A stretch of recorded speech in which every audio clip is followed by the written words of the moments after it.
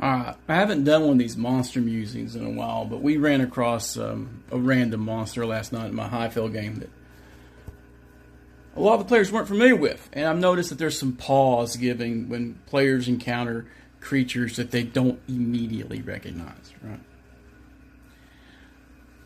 I think every module you make should have like a reskin or a new monster in it just to keep people on their toes. And there are a bunch in these mega dungeons that Gillespie puts out for Dragon Slayer that are non-standard or they're variations, right? So they were encountering environmental hazards, which basically they flew into a cloud. And that limited their visibility to 10 feet. But since they were heavily encumbered, that's all they could move around anyway. So as they're going down this hill, they are traversing the rubble, and they get into an area that's overgrown with vines. The whole place has got shrubs and vines and stunty trees and stuff that make travel difficult. So this is no big deal. But as they get through the vines start to move. Your standard carnivorous plant, right? And these are carnivorous vines made for Dragon Slayer, and I'm pretty certain I've seen these in other editions of the game. Right, not really used a lot.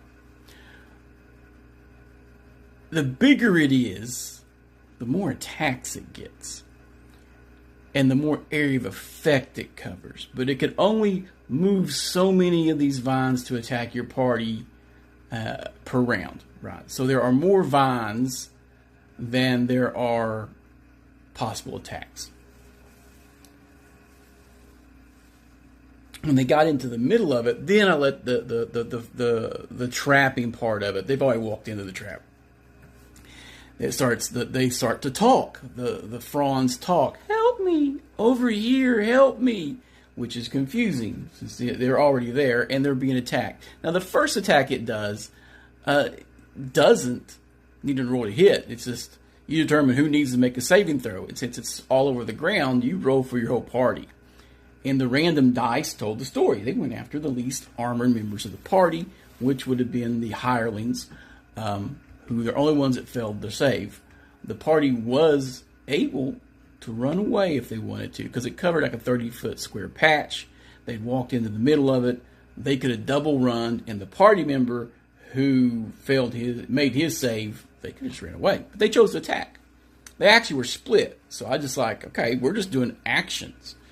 Some people started attacking, so everybody started attacking. As they attacked it, they wounded it, and damaged it, and it never got to inflict its damage. So when they turned in their information and they described the encounter to some NPCs, the NPCs had heard stories of it, so I gave them the skinny on it. And they were a little bit more nervous after the fight, because I think it's a pretty deadly creature. If your saves are good and you have good bonuses to saves versus paralysis and stuff, like a lot of demi-humans and stuff, then you can probably shrug off the immobilizing, because once it immobilizes, you're tangled. And then it starts to attack. And then it has up to its hit die in attacks, which they can be up to 10 hit die. Now, the wandering monster ones for the area are all 3 hit die. So when you walk into these small patches, and since it's a new creature, I got to play with it immediately. And the party was unfamiliar, so they started just hacking the vines up. I believe that with carnivorous vines, that hacking all the limbs up and reducing the creature to 0 hit points just means you have eliminated its ability to be a threat, but you haven't killed it, because it's got roots, and the plant will grow back in time. So eventually, this will still be a creature unless you can get into the dirt and kill the root. AC 6, so the AC is not great. It has to immobilize you first before it starts attacking you. That's a failed save versus paralysis. But like I said, it gets up to its hit die in attacks, round up, because it could be a half hit die creature. So, small vines, and they're 40-foot long vines. And they're subject to the size of the patch. So there's multiples of them. Once you're immobilized, it'll start to do its attacks, which will be puncture and drink for D3 points of damage per hit die. So it wraps and squeezes you, And if it's 3 hit die, it's 3d 3 damage. If it's 1, it's 1d 3 damage. If it's one of the big 10 hit die creatures, 10d 3 damage. Turn around. And it also enters pre-existing wounds. Now this is fun where you can start being a douche. You can start describing how it attacks. And this is where you get your horror aspect of it. This would have been a lot more scarier if everybody was wounded. Oh, your guy's wounded? The vines literally go in through the cuts on your skin and start going into the skin and rending you from the inside. Oh, that is a pretty terrible way to die. That would have been 3d3 per hit with 3 attacks per round. And it would only have been able to attack people and wrapped up, but it could attempt to wrap other people. It's only limited by the number of attacks per round. So as you're amongst in it, it would draw in its other vines. So it might be one that wants to immobilize everybody before it starts attacking, which would be terrible. Because everybody feels they're safe and they're all encumbered, all in things. Then you're just rolling damage until they're all dead. The people who aren't entangled are the ones who are attacking. People who are entangled are bound. And there's no strength check to get out of it. It doesn't list that.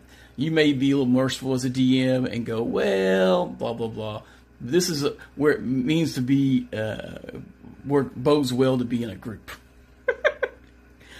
It also injects poisonous seeds, which will lead to insanity in D6 hours. Save versus poison for no effect. So if you are damaged by it, you get a save versus poison, or you go crazy. I described one of the characters, the NPC hirelings, being scratched. I do not count that as damage. Being scratched all over is not a hit point of damage. You're just scratched all over, and you're a little bloody, which would make you bait for another one of these creatures. So if you walked into another one and you haven't done anything with the bleeding, you get attacked first because it wants the blood. I made a ruling. I made a modification to it as they're being described. This unusual monster by the mystics and stuff. And I said that once it injects its seeds, that whenever you die, that's where it germinates and uses your body as compost. So even though you make your save versus poison, then maybe when you die later on, there's a little note on my sheet that you become a carnivorous vine patch. That it starts to grow out of your grave. That's how it propagates itself. It injects the seeds, drives you crazy, and when you die, whenever you die, that's where a new plant goes up. They got to get to the root and destroy the plant. Now, I do believe that a cure disease or certain healing magics will destroy the seed inside of you. Otherwise, it lays dormant under your skin until you begin to decompose, and then it makes a new batch of carnivorous vines, starting at one half head die, and it grows up to be a big one. Rawr! Maybe your adventurers put you in a nice graveyard that's private to them, and they go back years later, and you wipe your descendants with your carnivorous vine. Oopsie, my bad. I can be a little sadistic as a DM. I think it's funny. It is kind of horrible, but it is what it is. Have fun with it. So the party's aware of it. They've been told the lore. Now, I guarantee my guys are going to forget this by the time they encounter another one. They will have completely forgotten it and be like, oh, yeah. And then we will go through it again. If they bury them and they go back. They're all about making these...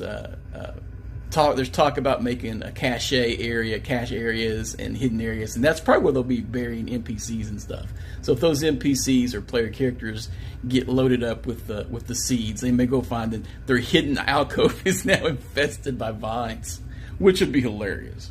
It's our safe space. No such thing. Carnivorous vines. I dig it. Half hit die to 10 hit die. Where it's a wandering monster. I ignored the word class. Besides, I don't think anybody even searched anyway. AC 6. I mean, it's a terrible AC. But yeah, it's an interesting creature. It has lots of a little interesting damage attacks to it. Save up to 3 attacks around for 3 hit die. It's level and hit die, and paralyzing attacks, and then damaging attacks. And the damage attacks are D3 plus hit die times D3. and boom, save versus poison each time it does it. You go crazy if you manage to survive. It's terrible. XP's not bad. 100 XP per hit die, so it's a decent XP hit. Especially if you have like a druid or something where you can have like certain spells that really damage plants or whatever. Or if you know where a patch is and you have a potion of plant control and you decide to use this on your opponents. Oh yeah, remember that thing over there? We're going to have that start attacking the goblins. Suggestion, go into the flowers. Oh yeah, it's a great idea. Feed me, Seymour, feed me now.